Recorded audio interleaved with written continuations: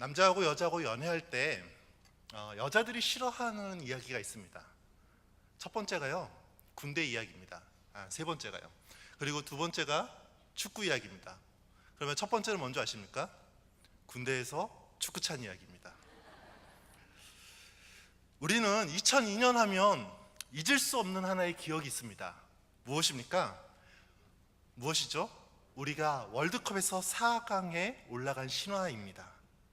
그 누가 아시아의 작은 나라 대한민국이 월드컵에서 4강에 올라갈 수 있을 것이라 생각했겠습니까?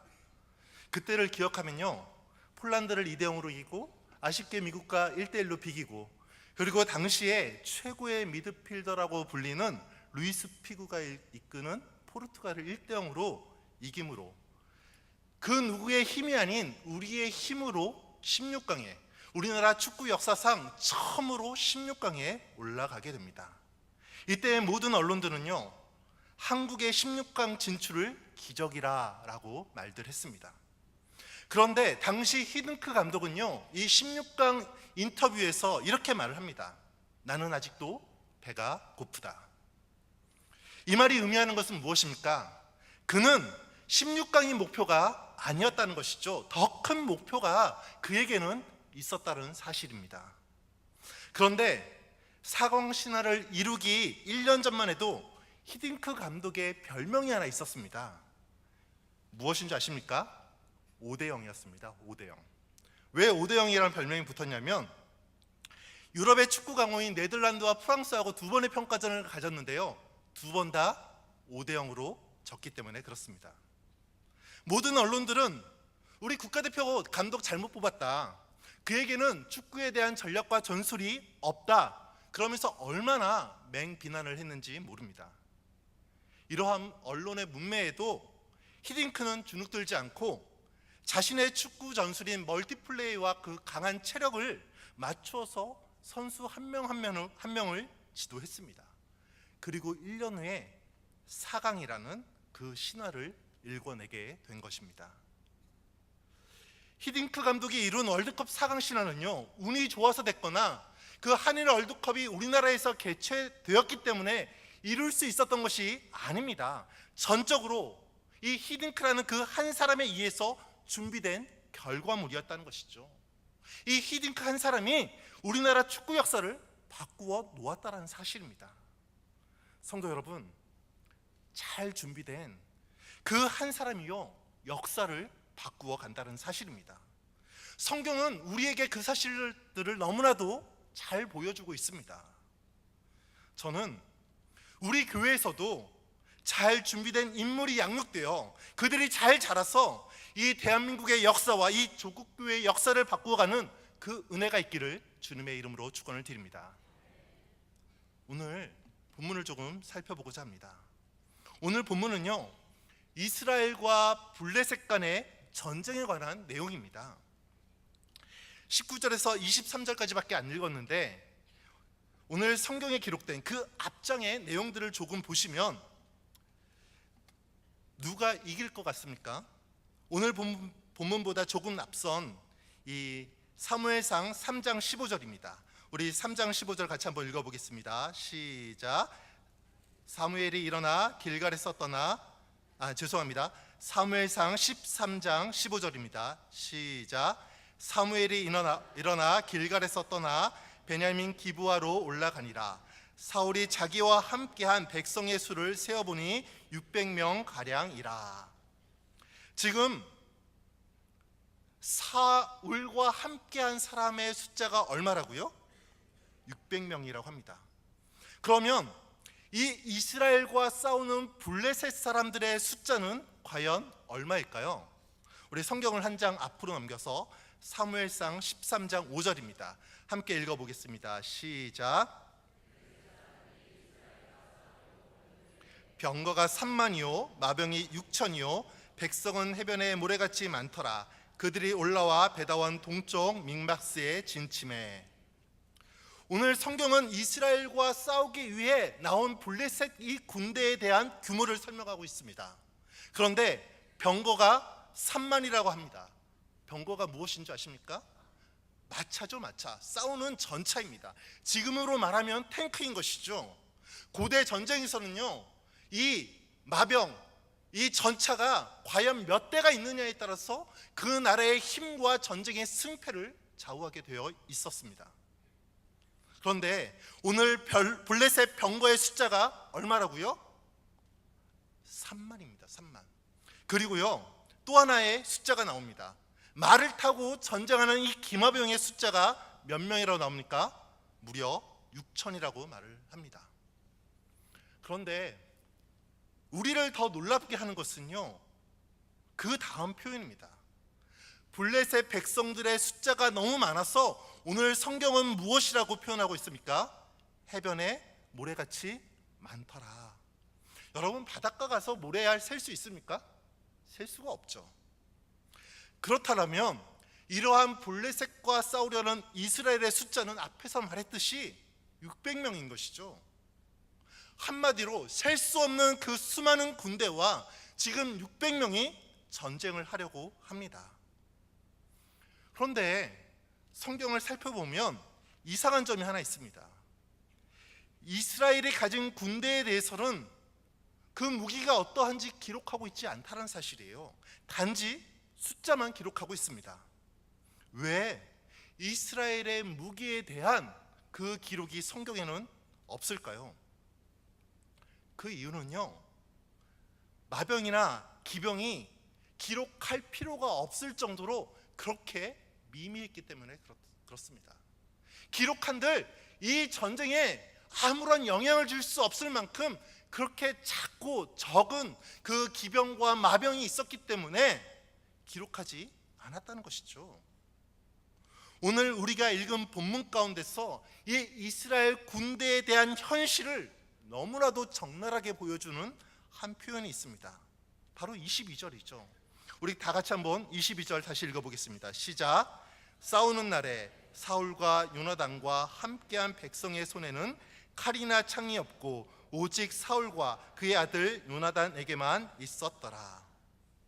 생각해 보시기 바랍니다. 이 전쟁이 과연 싸움이 되겠습니까? 지금 전쟁을 해야 하는데 백성의 손에 무엇이 없다고 말을 합니까?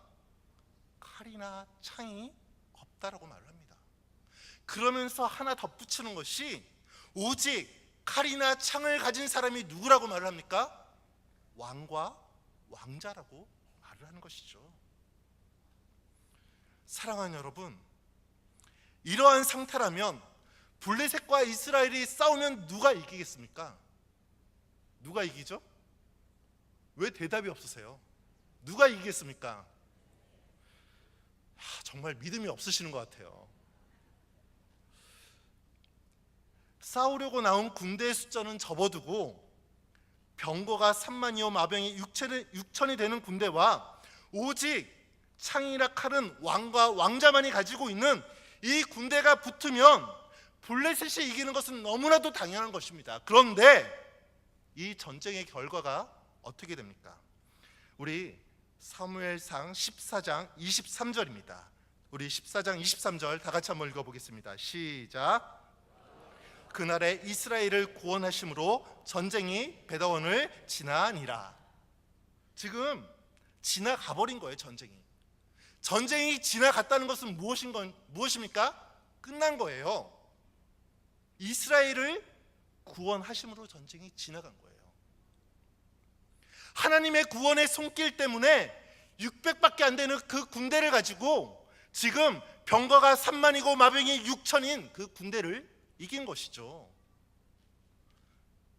결과적으로는 하나님 때문에 이스라엘이 이긴 것이지만 원래 애초부터 이 전쟁은 이스라엘이 할 수 있는 전쟁이 아닌 것이죠. 한마디로 시작부터 진 전쟁이었습니다. 아니, 이스라엘은 블레셋과 전쟁을 할 수조차도 없는 그러한 상황이었던 것이죠. 그렇다면 왜 이스라엘은 블레셋이 그 수많은 병거와 마병을 준비하는 동안 아무것도 준비하지 못했을까요? 여기서 공부를 잘 하시는 분들은 고등학교 때 세계사를 배웠던 것이 기억이 납니다. 이 블레셋이라는 민족은요, 세계사에서 배우는 히타이트족, 다시 말하면 철기 문화를 가장 먼저 도입했던 이 민족들 가운데 하나입니다. 그렇다면 이스라엘과 블레셋이 전쟁을 하면 누가 이길까요? 이 당시까지만 해도 이스라엘은 청동기 문화였던 것이죠. 구리를 가지고 있는 이스라엘과 이 철로 된 무기를 가지고 있는 이 블레셋이 싸우면 누가 이기는 것입니까? 블레셋이 이겨야만 하는 것이에요. 그런데 놀랍게도 오늘 성경은 우리에게 하나님께서 개입하심으로 이스라엘이 이겼다라고 말을 한다는 것이죠. 그런데요, 신앙인으로 인정하고 싶지 않지만 실제로 이스라엘과 블레셋이 전쟁을 했습니다. 그런데요, 고대 역사상 그 문헌상 보면 이스라엘이 더 많이 이겼을까요? 블레셋이 더 많이 이겼을까요? 블레셋이 훨씬 더 많이 이겼습니다. 성경은요, 우리가 알고 있는 역사 가운데 일부만을 기록한 것이고요, 구속사적인 관점에서만 기록을 한 것이죠. 우리는 성경을 조금 더 자세히 살펴보면 실질적으로 우리가 믿고 있는 것과 반대되는 경우가 상당히 많이 있습니다. 다윗이 왕으로 등극하기 전까지만 해도요, 이 이스라엘은 블레셋의 영향력 아래서 벗어나 있지 못했다는 사실입니다. 이스라엘은요, 여호수아를 통해서 무려 가나안 땅에 200만 명이라는 그 엄청난 그 인구가 거주를 합니다. 하지만 반대로 블레셋은요, 북방에서부터 배를 타고 왔습니다. 그래서 소수의 이 사람들이 이 해안가 쪽에 정착을 한 것이죠. 인구상으로 보면 10배 이상의 차이가 날 수밖에 없습니다. 하지만 역사적으로 보면 이스라엘 인구와 비교도 안 되는 이 적은 블레셋 민족들이 자신들보다 몇 배나 더 큰 이 이스라엘을 수없이 괴롭히고 지배해 왔다는 것이죠. 그 이유가 어디에 있을까요? 오늘 성경이 그 이유를 우리에게 말하고 있습니다. 사무엘상 13장 19절, 우리 다 같이 한번 읽어보겠습니다. 시작. 그때 이스라엘 온 땅에 철공이 없었으니 이는 블레셋 사람들이 말하기를 히브리 사람이 칼이나 창을 만들까 두렵다 하였음이라. 우리가 알지 못하는 그 수많은 역사 속에서 이스라엘은 철공이 없었기에 전쟁에 나가 싸우면 병거는 둘째 치더라도 가장 필수적인 칼이나 창을 하나도 만들 수가 없었다는 것이죠. 그래서 칼이나 창 대신 이들은 무엇을 들고 전쟁에 나간 것입니까? 보습이나 삽이나 도끼나 괭이를 들고 전쟁에 나가게 된 것입니다.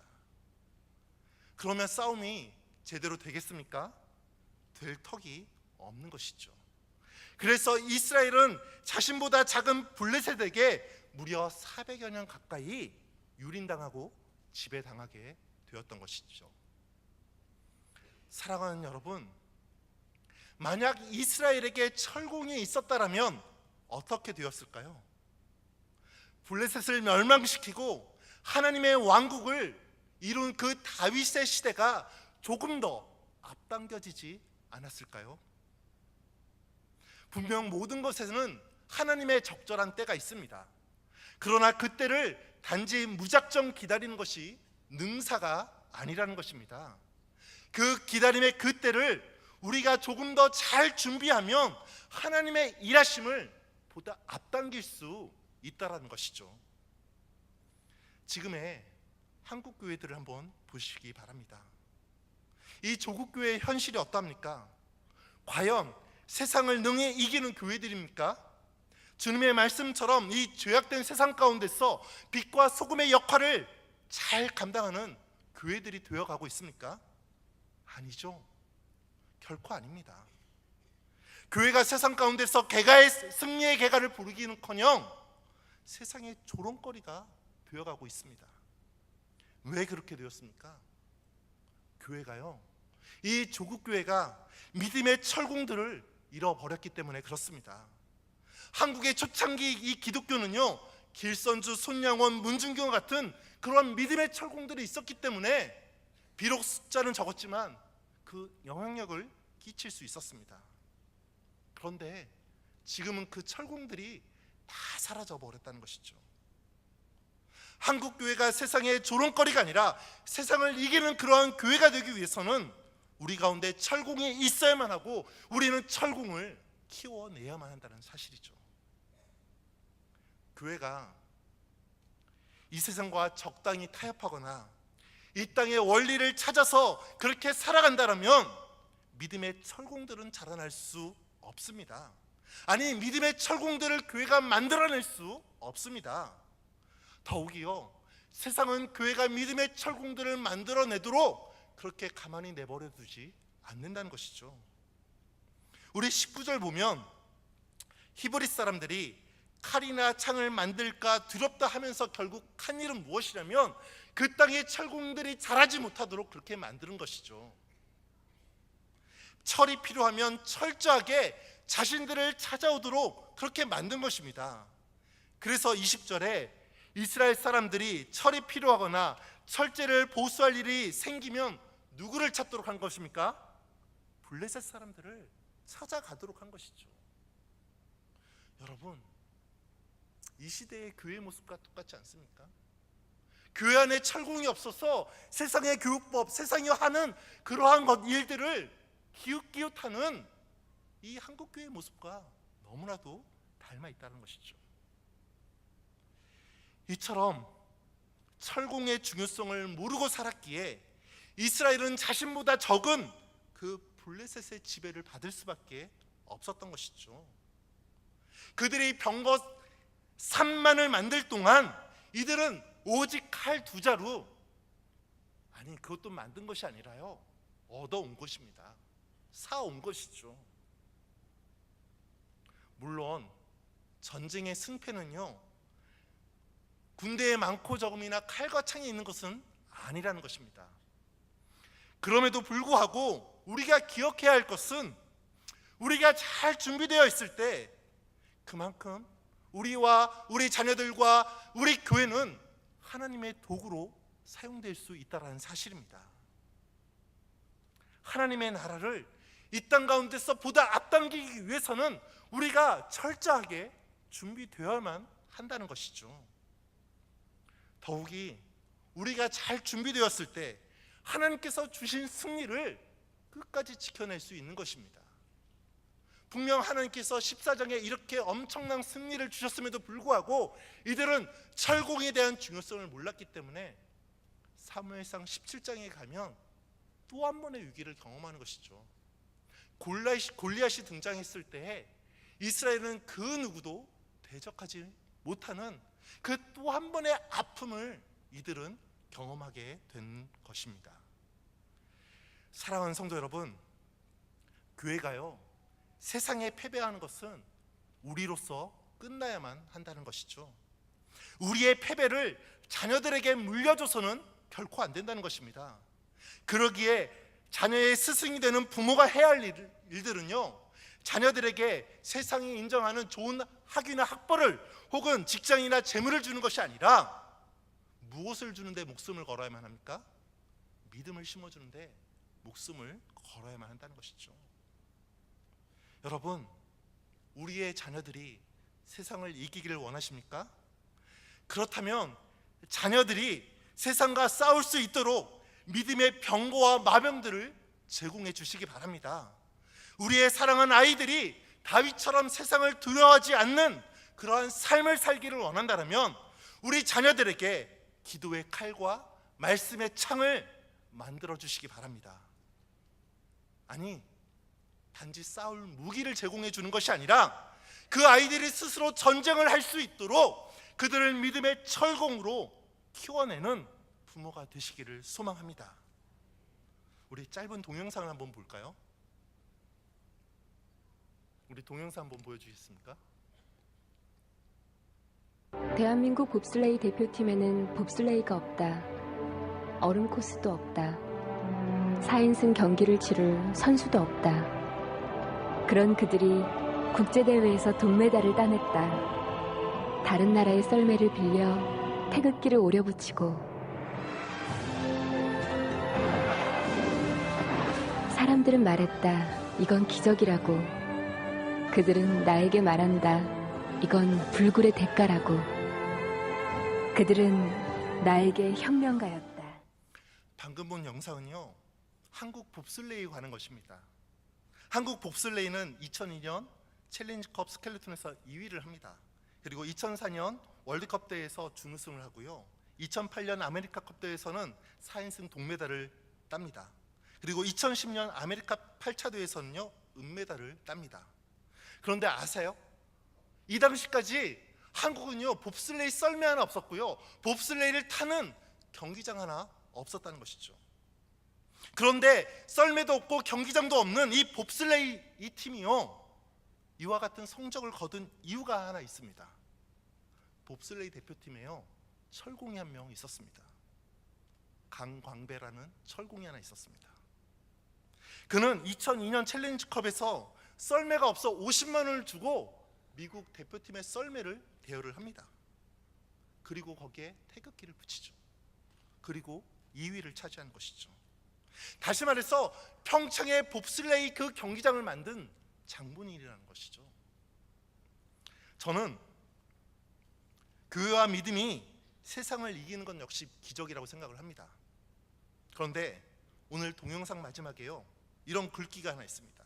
기적 뒤에는 불굴의 대가가 있어야만 합니다. 다시 말해 불굴의 대가가 없이는 기적은 이루어지지 않는다는 것이죠. 사랑하는 여러분, 교회가 세상을 이기는 것은 기적입니다. 그런데 이 기적은 그냥 주어지는 것이 아니라 불굴의 대가가 있어야 한다는 것이죠. 경기장, 썰매 하나 없는 한국 봅슬레이 대표팀이 메달을 따기 위해서 얼마나 그 수고를 했겠습니까?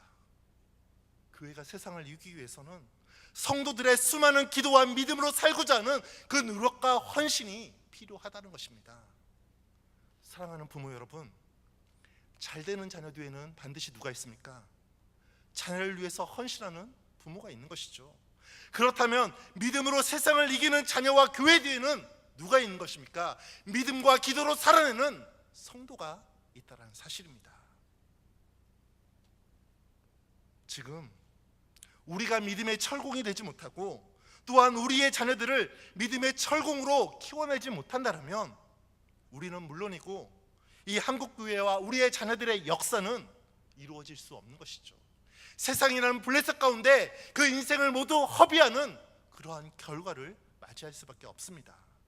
그래서 우리의 자녀들에게 단지 세상 가운데서 승리할 수 있는 칼과 창만을 쥐어주는 것이 아니라 세상을 능히 싸워서 이길 수 있는 그러한 칼과 창이 아니라 그 칼과 창을 만들어낼 수 있는 철공들로 키워내시는 우리 교회와 부모들이 되시기를 주님의 이름으로 축원을 드립니다.